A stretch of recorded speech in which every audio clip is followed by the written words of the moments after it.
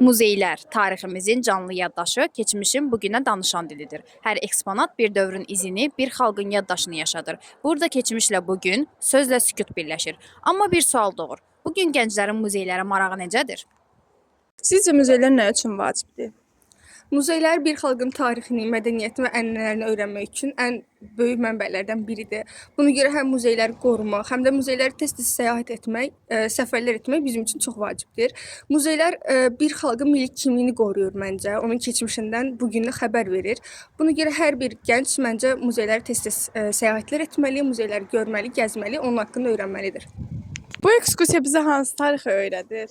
Biz görkəmli şəxsiyyətlər haqqında kitablardan, məktəbdən, universitetdə və digər yerlərdə məlumatlar əldə edirik və onların ev muzeylərini ekskursiya olaraq gəlib gəzdikdə isə onların yaşam prosesini, həyatını dərindən öyrənmiş oluruq.